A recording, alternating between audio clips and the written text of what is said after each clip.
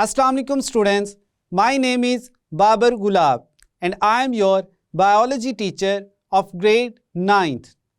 Today we will discuss heartbeat, heart rate or pulse rate. To understand this concept, let's move towards the whiteboard. Students, आज के lecture में हम बात करेंगे heart beat की, इसके अलावा हार्ट रेट और पल्स रेट। हम इन सभी टर्म्स को वन बाय वन एक्सप्लेन करेंगे।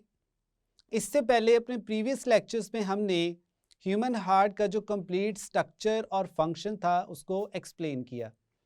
साथ ही साथ हमने बात की सिस्टेमिक सर्कुलेशन की, और या जिसको हम सिस्टेमिक सर्किट भी कहते हैं।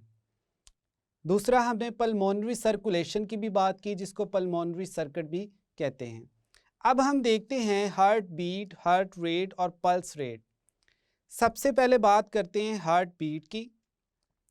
हार्ट बीट को अंडरस्टैंड करने से पहले हमारे पास कुछ टर्म्स हैं, उनको हम देख लेते हैं।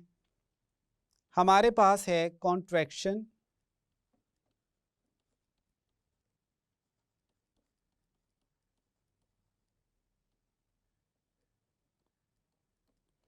कॉन्ट्रैक्शन का मतलब होता है कि जो मसल टिश्यूज़ हैं या मसल सेल्स हैं वो क्या करते हैं, कॉन्ट्रैक्ट करते हैं। मसल्स टिश्यूज़ जो हैं वो अपने लेंथ वाइज जो हैं वो शॉर्टन होते हैं।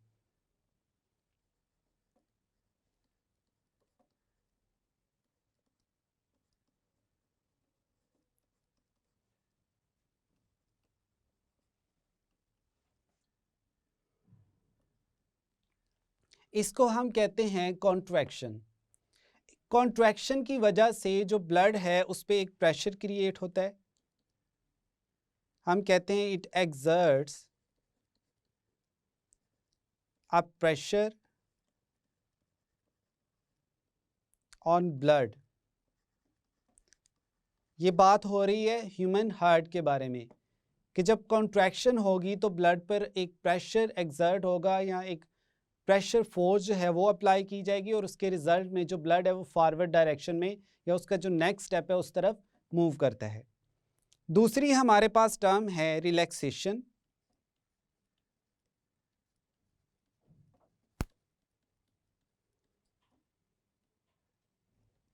हम कहते हैं कि जो मसल्स हैं वो अपनी नॉर्मल लेंथ जो है उसको रिटेन करते हैं, या हम कहते हैं नॉर्मल लेंथ ऑफ मसल्स।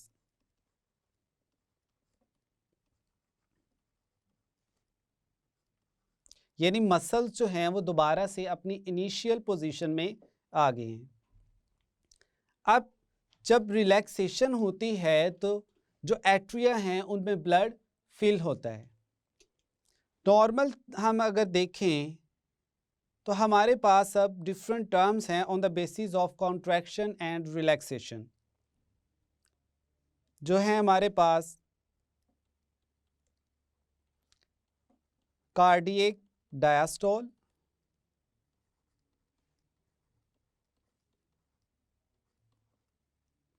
दूसरी है हमारे पास एट्रियल सिस्टोल,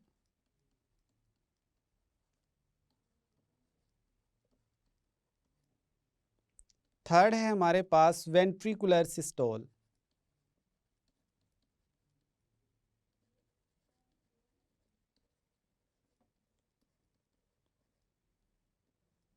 अब इन सभी टर्म्स को हम वन बाय वन देखते हैं। हम कहते हैं नॉर्मल कंडीशंस में जब ना तो एट्रिया जो हैं वो कॉन्ट्रैक्ट कर रहे हैं और ना ही जो वेंट्रिकल्स हैं वो कॉन्ट्रैक्ट कर रहे हैं। दोनों एट्रिया और दोनों वेंट्रिकल जो हैं वो रिलैक्स पोजीशन में हैं।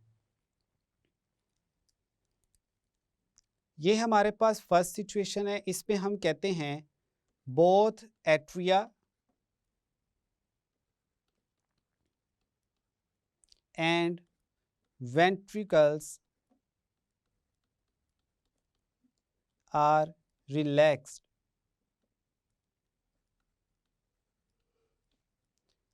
ना तो एट्रिया जो हैं वो कॉन्ट्रैक्ट कर रहे हैं और ना ही जो वेंट्रिकल्स हैं वो कॉन्ट्रैक्ट करते हैं, दोनों नॉर्मल पोजीशन में।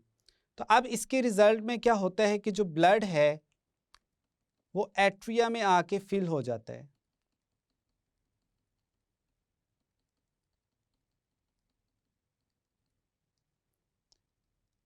हम इसको कहते हैं both atria become filled with blood. अब इन दोनों में जो है ब्लड आके फिल हो गया, अब इनमें ब्लड है। जो हमारे पास ये फर्स्ट पॉइंट है इसको हम कहते हैं कार्डियक डायस्टोल।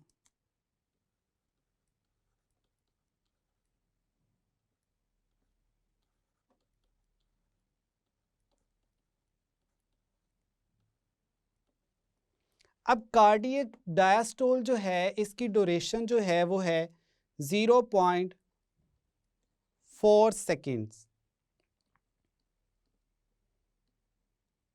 इसके बाद नेक्स्ट पॉइंट स्टार्ट हो जाता है जिसको हम कहते हैं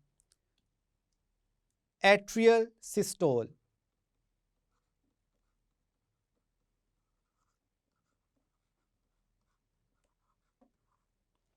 एट्रियल सिस्टोल में क्या होता है कि जो दोनों एट्रिया हैं वो कॉन्ट्रैक्ट करते हैं।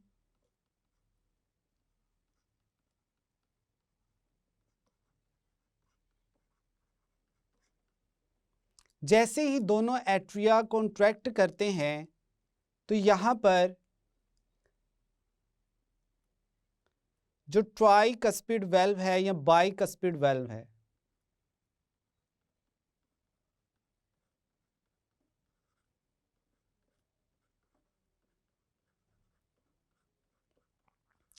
वो ओपन हो जाते हैं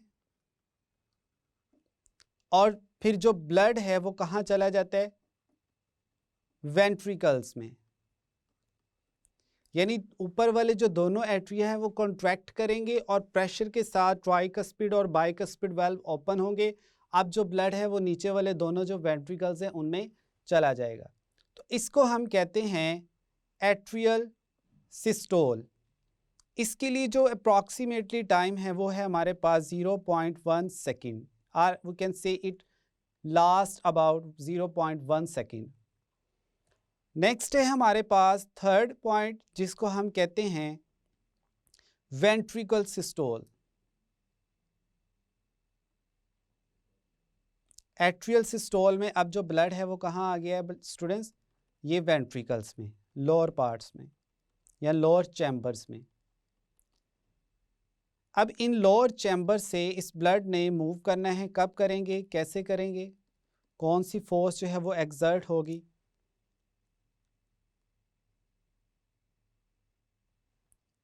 अब हम देखते हैं कि थर्ड जो हमारे पास पॉइंट है इसको हम कहते हैं वेंट्रिकुलर सिस्टोल।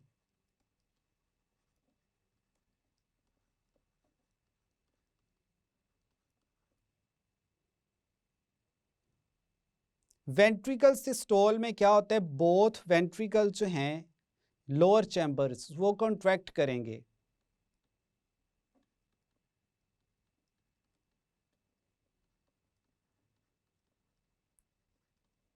जैसे ही दोनों कॉन्ट्रैक्ट करेंगे तो हमारे पास जो पल्मोनरी सेमील्यूनर वेल्व है या एओर्टिक सेमील्यूनर वेल्व है, यहाँ पर ये जो दो हमारे पास वेल्व्स हैं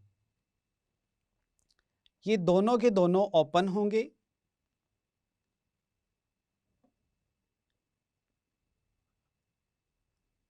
हम कहते हैं यहाँ पर कौन से वेल्व्स ओपन होंगे, एक है पल्मोनरी सेमील्यूनर वेल्व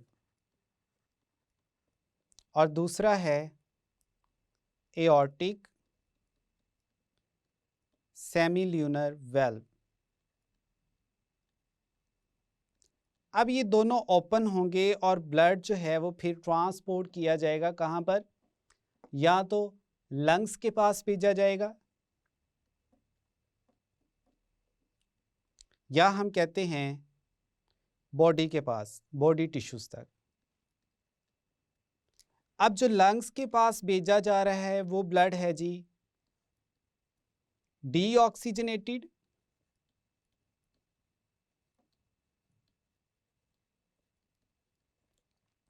और जो बॉडी टिश्यूज तक भेजा जा रहा है उसको हम कहते हैं ऑक्सीजनेटेड।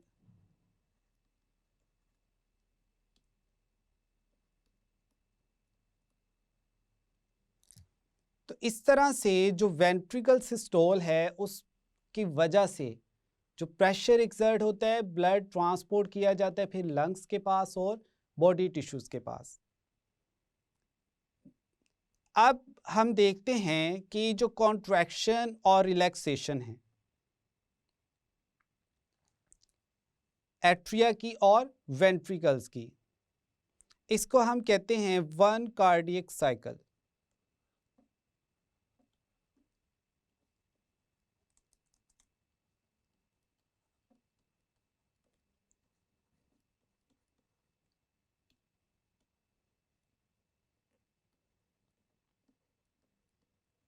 हम इसमें कहते हैं the contraction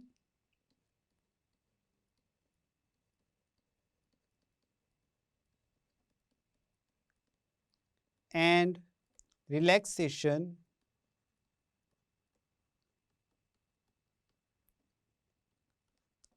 of the atria and ventricles।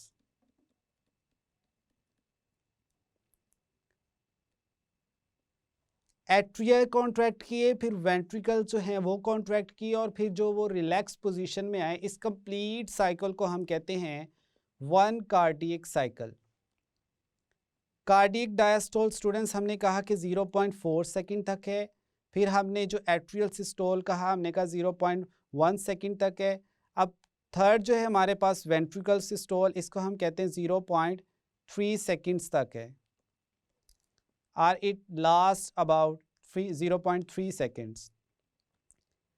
अब ये जो वन कार्डियक साइकिल है जिसको हम कहते हैं complete contraction and relaxation of the atria and ventricles, इसको हम हार्ट बीट भी कहते हैं।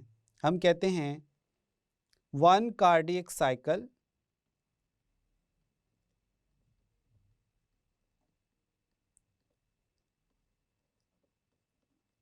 is equal to one heartbeat।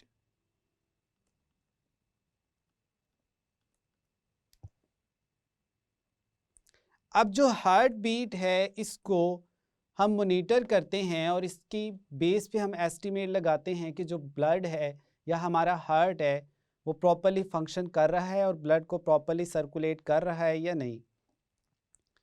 Normal conditions में अगर देखा जाए तो हमारा जो हार्ट है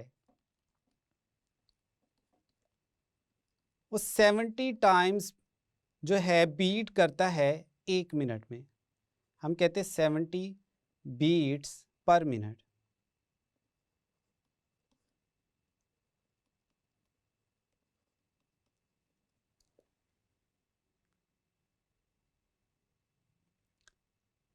सेकंड हम देखते हैं कि जो हार्ट बीट है ये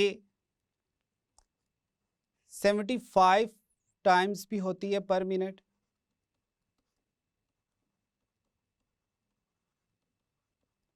अब जो 70 टाइम्स है वो है मेल्स में और 75 टाइम्स जो है वो है फीमेल्स में। अब हम बात करते हैं पल्स रेट की।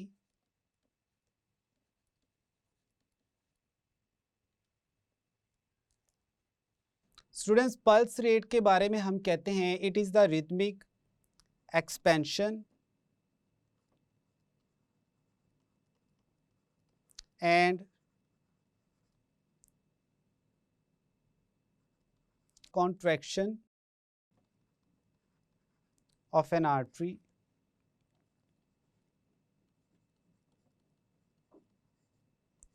as blood passes through it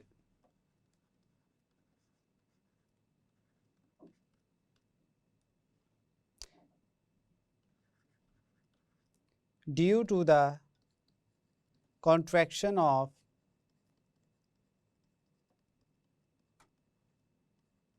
heart.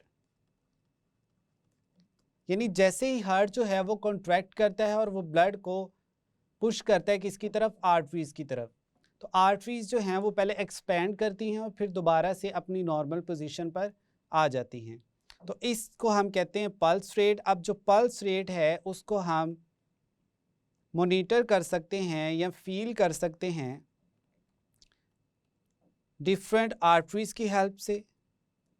कौन सी आर्टरीज? वो आर्टरीज जो नियर टू स्किन है।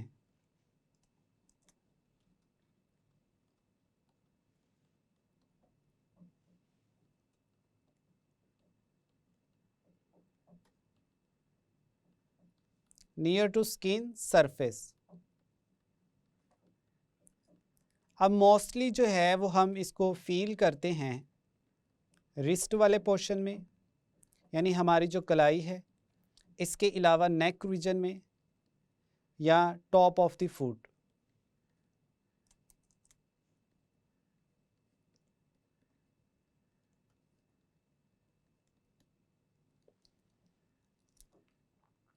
यहाँ तक था स्टूडेंट्स आज का हमारा लेक्चर, जिसमें हमने हार्ट बीट, पल्स रेट और कार्डियक सिस्टोल, जिसमें हमने फर्दर एट्रियल सिस्टोल और वेंट्रिकल सिस्टोल, ओवरऑल इनको हम कहते हैं कार्डियक सिस्टोल, इसको हमने आज के लेक्चर में एक्सप्लेन किया।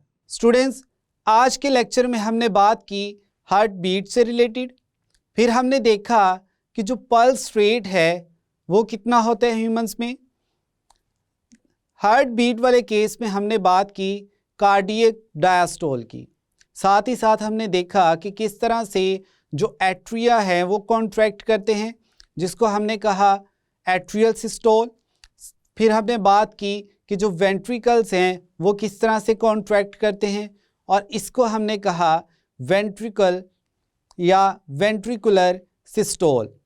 तो आज के लेक्चर में हमने इनको वन बाय वन एक्सप्लेन किया। फर्दर फाइनली हमने बात की कि जो पल्स रेट है उसको हम जो हमारी स्किन के अपर स्किन पे जो प्रेजेंट आर्टरीज हैं उनमें फील करते हैं।